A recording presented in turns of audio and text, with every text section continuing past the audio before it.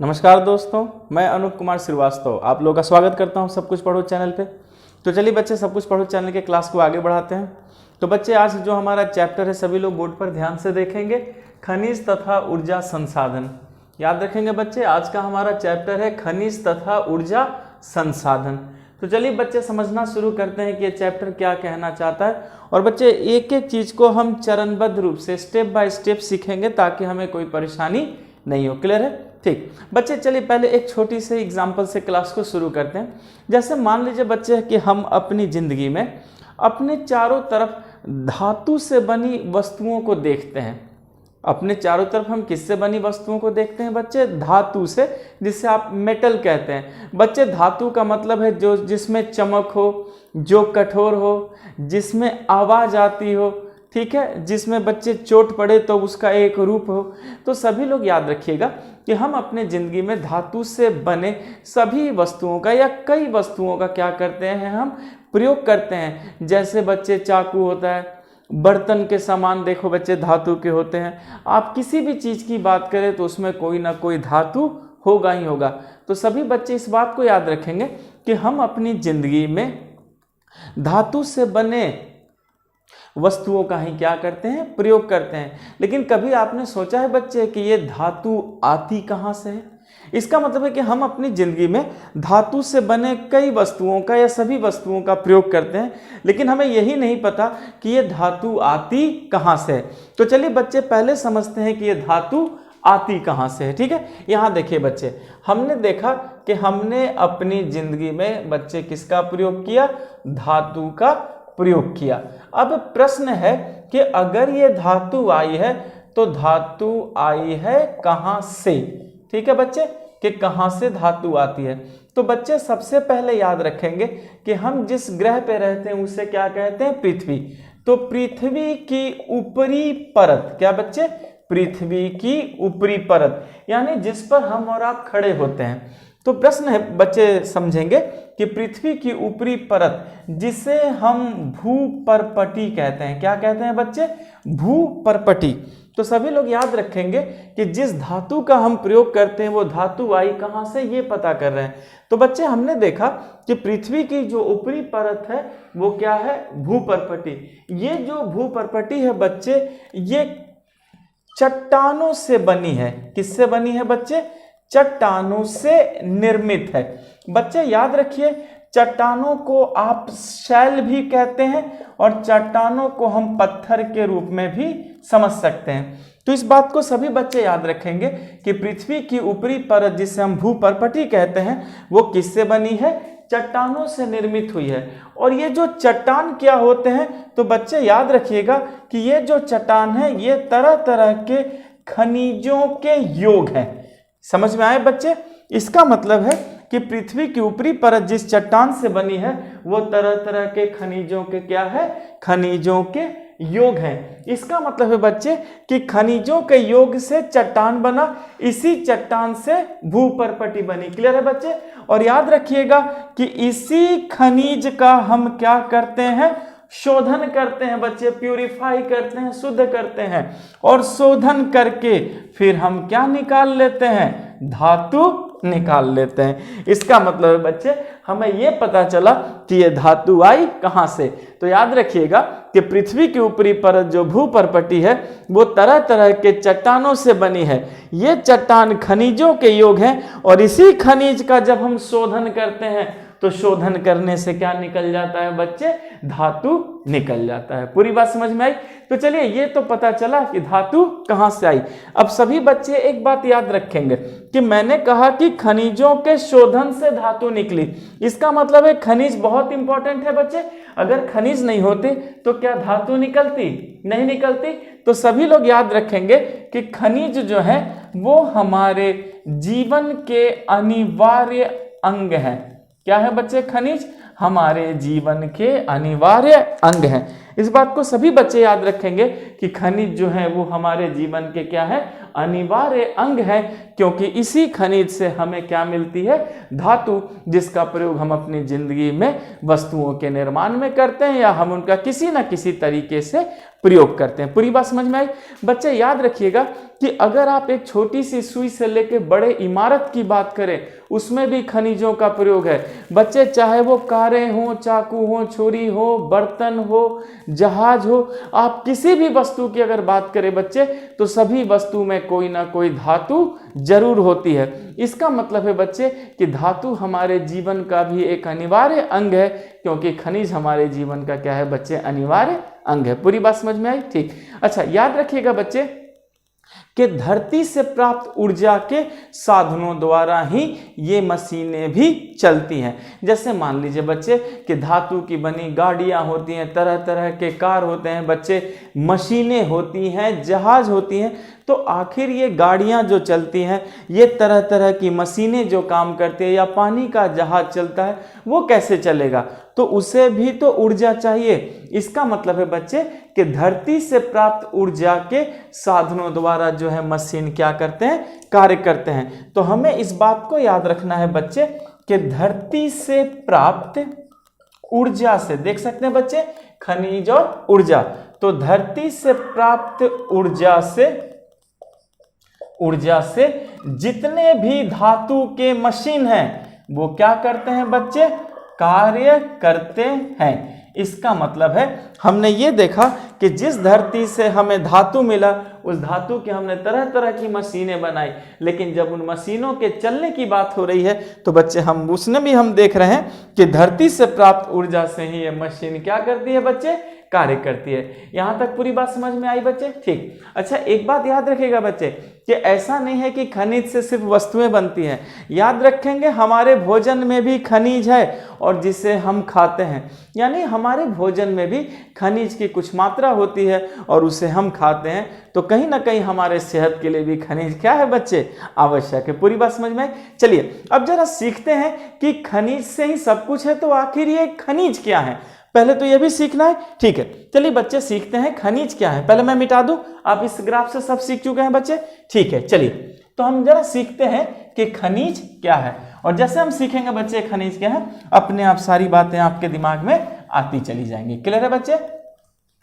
आपको कोई परेशानी नहीं होगी, बस मेरी बात को अच्छे तरीके से सुनते रहें, हम सारी चीजें भी क्लास में कवर कर लेंगे। क्लियर है? तो बच्चे हमारा ये जो पॉइंट है, हमारा पॉइंट ये था बच्चे कि खनिज क्या है। हमारा पॉइंट क्या है बच्चे, आप पॉइंट देख सकते हैं या प्रश्न के रूप में देख सकते हैं कि खनिज क्या है। तो चलिए हम पहले सीखते हैं कि खनिज क्या है। बच्चे याद रखिएगा कि खनिज एक प्राकृतिक रूप से विद्यमान, याद रखेंगे कि खनिज क्या है, तो बच्चे हमें याद रखना है कि खनिज एक प्राकृतिक रूप में विद्यमान, विद्यमान मतलब बच्चे जो हो। ठीक है, सभी लोग फिर से याद रखेंगे। अगर आपसे पूछा जाए खनिज क्या है बच्चे, तो याद रखेंगे कि खनिज एक प्राकृतिक रूप से विद्यमान, प्राकृतिक रूप से विद्यमान यानी पाया जाने वाला, विद्यमान समरूप, समरूप मतलब बच्चे एक जैसा, समरूप क्या है, तत्व है। इस बात को सभी बच्चे याद रखिएगा कि अगर आपसे पूछा जाए कि खनिज क्या है, तो हम कहेंगे कि खनिज एक प्राकृतिक रूप से विद्यमान, विद्यमान मतलब बच्चे जो हो रहे, तो खनिज एक प्राकृतिक रूप से विद्यमान समरूप तत्व है। समरूप मतलब एक जैसा दिखने वाला। पूरी बात समझ में आ रही है बच्चे? समरूप क्या है, तत्व है जिसकी एक निश्चित आंतरिक संरचना है। क्लियर है बच्चे? जिसकी एक निश्चित आंतरिक संरचना है, जिसकी एक क्या है बच्चे, निश्चित आंतरिक संरचना है। आप सभी बच्चे इस बात को याद रखेंगे कि अगर आपसे पूछा जाए कि खनिज क्या है, तो बच्चे हम कहेंगे कि खनिज एक प्राकृतिक रूप से विद्यमान समरूप तत्व है, एक जैसा तत्व है, समरूप तत्व है, जिसकी एक निश्चित आंतरिक संरचना है। जिसकी क्या है बच्चे, एक निश्चित आंतरिक संरचना है और ये प्रवृत्ति में याद रखिएगा बच्चे कि ये प्रकृति में अनेक रूपों में हो सकते हैं। ये भी याद रखिएगा कि ये प्रकृति में अनेक रूप में हो सकते हैं, अनेक रूप में हो सकते हैं। क्लियर है? ठीक है। चलो बच्चे मैं आपको फिर से एक बार समझा दूं कि अगर आपसे पूछा जाए कि खनिज क्या है तो आप कहेंगे कि खनिज एक प्राकृतिक रूप से विद्यमान समरूप तत्व है, मतलब एक जैसा दिखने वाला तत्व है जिसकी एक निश्चित आंतरिक संरचना होती है। क्या होती है बच्चे? जिसकी एक निश्चित आंतरिक संरचना होती है। और याद रखेंगे कि खनिज जो है प्रकृति में अनेक रूपों में हो सकते हैं बच्चे। क्लियर है? अनेक रूपों में हो सकते हैं। जैसे बच्चे मान लीजिए हीरा, तो हीरा भी क्या है बच्चे? एक खनिज है, लेकिन हीरा कठोर होता है, वो मुलायम नहीं होता। तो चलिए बच्चे हम इसको ऐसे सीख सकते हैं कि जैसे हीरा क्या होता है? मुलायम होता है। यहां देखिए बच्चे, सॉरी, हीरा क्या होता है बच्चे? कठोर होता है। क्लियर है? लेकिन अगर आप इसी चूना की बात करें या चूना पत्थर की बात करें तो बच्चे आप ये पाते हैं कि चूना पत्थर क्या है? मुलायम है। इसका मतलब है हीरा भी खनिज है और चूना पत्थर भी खनिज है। इसका मतलब है इनकी आंतरिक संरचना निश्चित है और इनकी आंतरिक संरचना निश्चित है। ये अपने में समरूप है और ये अपने में समरूप है, लेकिन देखा गया कि ये प्रकृति में अनेक रूपों में पाए गए, जिसमें एक रूप हीरा है और एक रूप चूना पत्थर। तो जो हीरा रूप है वो कठोर है और जो चूना पत्थर रूप है क्या है बच्चे? वो मुलायम है। पूरी बात समझ में आ गई? अच्छा, एक बात याद रखेंगे बच्चे कि चट्टानें खनिजों के समरूप तत्वों के ही यौगिक हैं। अगर आपसे पूछा जाए कि चट्टान क्या है तो हम कहेंगे कि चट्टान जो है वो खनिजों के, यहां केयर कीजिएगा बच्चे कि चट्टान क्या है, तो हम ये कहेंगे कि ये बच्चे मतलब खनिजों के समरूप, मतलब एक जैसे। क्लियर है? तो खनिजों के समरूप तत्व, खनिजों के समरूप तत्व। याद रखिएगा सभी बच्चे कि क्या है चट्टानें? खनिजों के समरूप तत्वों के यौगिक ही चट्टान है। चलिए बच्चे ये भी बात हमें समझ में आ गई कि अगर हमसे पूछा जाता है कि चट्टान क्या है तो बच्चे हम सीधे कहेंगे कि खनिजों के समरूप तत्वों के यौगिक ही क्या है? चट्टान है। खनिजों के समरूप तत्वों के यौगिक ही क्या है बच्चे? चट्टान है। यहां तक समझ में आ गया आपको? ओके। अच्छा, फिर याद रखिएगा बच्चे कि कुछ चट्टान केवल एक ही खनिज से बने होते हैं। इस बात को भी समझिएगा कि कुछ चट्टान केवल एक ही खनिज से बने हैं। ये भी देखेंगे बच्चे कि कुछ चट्टान केवल एक ही खनिज से बने हैं। केवल क्या है बच्चे? एक ही खनिज से बने हैं, एक ही खनिज से बने हैं। जैसे अगर मैं इसका एग्जांपल दूं तो क्या है बच्चे? चूना पत्थर। आप देख सकते हैं कि पूरा का पूरा चूना पत्थर बच्चे चूने का गुण रखता है।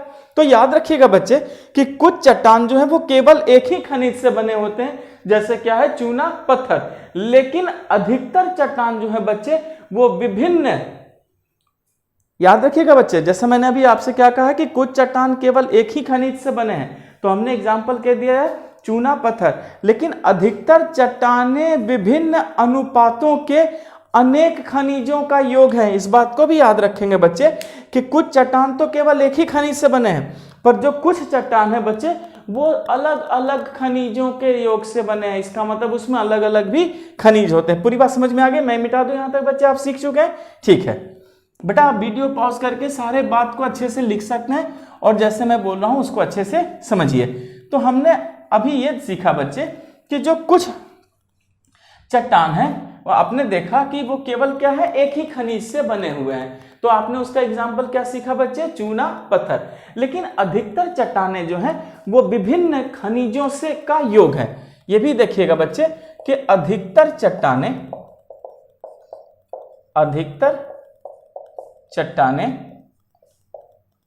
विभिन्न खनिजों का योग है। इस बात को भी हमें याद रखना है बच्चे कि कुछ ही चट्टान जो एक ही तरह के खनिज से बने होते हैं, पर अधिकतर चट्टान की खूबी क्या देखी गई? तो वो अलग अलग खनिजों के योग से। और याद रखिएगा बच्चे 2000 से अधिक खनिजों की पहचान हो चुकी है। क्लियर है बच्चे? 2000 से अधिक खनिजों की पहचान भी हो चुकी है। अधिक खनिजों की पहचान भी हुई है। इस बात को भी याद रखिएगा कि अधिकतर चट्टान विभिन्न खनिजों को योग है और बच्चे हमें 2000 से भी अधिक खनिजों की क्या है, पहचान है। और याद रखिएगा बच्चे कि अधिकतर चट्टानें जो हैं बच्चे इसको भी हमें याद रखना है कि हमें 2000 से अधिक खनिजों की क्या है, पहचान है। और अधिकतर चट्टानों में केवल कुछ ही खनिजों की बहुतायत भी होती है। इसका मतलब हम ये देखते हैं कि कुछ हमारे पास ऐसे भी चट्टानें हैं जिसमें कुछ ही खनिजों की बहुतायत है, यानी एक ही चट्टान के अंदर कुछ ही खनिज खूब मिल रहे हैं, तो आप वहां से भी सारे खनिजों को प्राप्त कर सकते हैं। तो याद रखेंगे बच्चे कि अधिकतर चट्टानों में कुछ ही खनिजों की क्या है, बहुतायत भी है। इस बात को भी याद रखिएगा कि अधिकतर चट्टानों में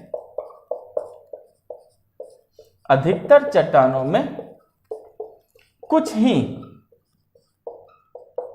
खनिजों की बहुतायत है। बच्चे सोचने की बात है कि जैसा मैंने अभी आपसे क्या कहा कि हमारे पास 2000 से अधिक खनिजों की पहचान है, लेकिन यह भी देखा गया है कि अधिकतर चट्टानों में कुछ ही खनिजों की बहुतायत है। यह जरूरी नहीं है कि एक ही चट्टान में वो 2000 प्रकार के खनिज मिल रहे हैं, तो एक ही चट्टान में कुछ ही खनिजों क्या है, बहुतायत है, मतलब वही क्या है बच्चे, ज्यादा मात्रा में मिल रहे हैं। क्लियर है? अच्छा, एक चीज याद रखिएगा कि एक जो खनिज होता है वो निश्चित तत्वों का योग भी है। हमें इस बात को भी याद रखना है बच्चे कि जो अगर हम खनिज की बात करें, एक खनिज, तो एक खनिज जो है वो निश्चित तत्वों का योग है। वो निश्चित तत्वों का क्या है, योग है। इस बात को याद रखिएगा बच्चे कि एक जो खनिज है वो निश्चित तत्वों का क्या है, योग है। यानी एक खनिज में जो भी तत्व हैं वो निश्चित हैं और उन्हीं के योग को क्या कहते हैं, हम खनिज कहते हैं। और एक बात याद रखिएगा बच्चे कि इसका निर्माण उस समय के भौतिक और रासायनिक परिस्थितियों का परिणाम है। इसका मतलब है कि खनिज का जो निर्माण है बच्चे, खनिज का जो निर्माण है वो भौतिक और रासायनिक परिस्थितियों का परिणाम है। इस बात को भी याद रखना है बच्चे हमें कि एक खनिज का जो निर्माण है वो भौतिक और रासायनिक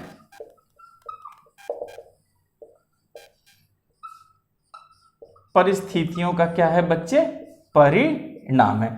इस बात को याद रखिएगा कि एक खनिज निश्चित तत्वों का योग है और जो एक खनिज है उसका निर्माण भौतिक एवं रासायनिक परिस्थितियों का क्या है, परिणाम है। तभी जाकर क्या बनता है बच्चे, खनिज बनता है। क्लियर है? अच्छा, फिर याद रखिएगा बच्चे कि जो खनिज की जो भौतिक और रासायनिक परिस्थितियां हैं वो उस समय की हैं। याद रखिएगा बच्चे, क्या है वो, उस समय की है। इसका मतलब परिस्थितियों का परिणाम है, लेकिन उस समय की, जिस समय में ये था।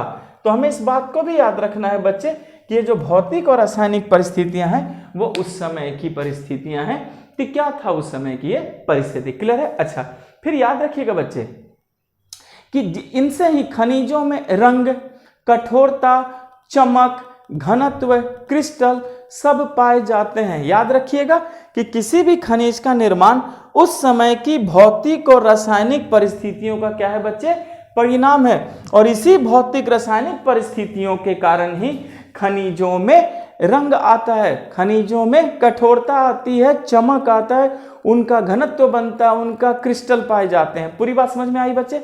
ठीक है, चलिए अब जरा देखते हैं कि विशेषताओं के आधार पर खनिजों का वर्गीकरण क्या है। सभी बच्चे इसको अच्छे से समझ लीजिएगा। अब हमें देखना है कि विशेषताओं के आधार पर खनिजों का वर्गीकरण क्या है। क्लियर है बच्चे? ठीक, तो याद रखिएगा बच्चे कि जो विशेषताओं के आधार पर जो खनिजों का वर्गीकरण है वो सामान्य और वाणिज्यिक उद्देश्य से भी है। क्लियर है? चलिए जरा इसको सीखते हैं कि सामान्य और वाणिज्यिक उद्देश्य। वाणिज्यिक का मतलब क्या है बच्चे, व्यापारिक उद्देश्य, और सामान्य का मतलब है सीधी बात, जनरल बात। क्लियर है? चलिए, तो सभी बच्चे याद रखेंगे कि अब हमें क्या सीखना है, विशेषताओं के आधार पर खनिजों का वर्गीकरण। लेकिन ये जो वर्गीकरण है वो सामान्य और वाणिज्यिक उद्देश्य हेतु है। क्लियर है बच्चे? ठीक है। नाउ अब यहां देखिए खनिजों का वर्गीकरण, खनिजों का वर्गीकरण। क्लियर है? उद्देश्य क्या है बच्चे, सामान्य एवं वाणिज्यिक उद्देश्य। वाणिज्यिक का मतलब क्या होता है बच्चे? व्यापार उद्देश्य। ठीक है, तो चलिए विशेषताओं के आधार पे हम खनिजों का वर्गीकरण करेंगे और वर्गीकरण का उद्देश्य क्या है बच्चे? सामान्य और वाणिज्यिक उद्देश्य। क्लियर है? ठीक है, चलिए इसे ग्राफ से समझते हैं बच्चे। जैसे मान लीजिए मैंने लिखा खनिज, तो खनिज में देखिए बच्चे, मैंने इधर पहले क्या लिखा? धात्विक। क्या लिखा बच्चे? धात्विक खनिज। ओके, ठीक। इधर देखिए बच्चे, इधर क्या लिखा मैंने? अधात्विक। उधर धात्विक और इधर अधात्विक। और फिर इस तरफ जाकर मैंने क्या लिख दिया बच्चे? ऊर्जा। ऊर्जा खनिज। क्लियर है? चलिए यहां सभी बच्चे केयर कीजिएगा। खनिज को मैंने 3 भाग में बांटा, धात्विक खनिज, अधात्विक खनिज और ऊर्जा खनिज। ठीक है, ओके। अच्छा, धात्विक खनिज में बच्चे जो मैंने पहला बांटा वो क्या कहा मैंने? लौह। क्या बच्चे? लौह धातु। इसका मतलब है कि लौह धातु से आप समझ गए कि जिसमें क्या हो? लोहे की मात्रा हो। दूसरा मैंने क्या कहा बच्चे? अलौह धातु। इसका मतलब इसमें लोहे की मात्रा नहीं हो। क्लियर है? अच्छा, तीसरा मैंने क्या कहा? बहुमूल्य खनिज। बहुमूल्य खनिज का मतलब क्या होता है बच्चे? महंगा। क्लियर है? चलिए तो पहले लौह धातु को देखें जिसमें लोहा का मात्रा है। तो सभी बच्चे आप जानते हैं पहला क्या है बच्चे? लोहा, फिर मैग्नीज, मैग्नीज, फिर बच्चे निकेल। क्लियर है? ठीक। अगर मैं अलौह में जाऊं तो तांबा। देख सकते हैं सभी बच्चे, याद रखिएगा इसमें उनकी मात्रा नहीं है। क्लियर है बेटा?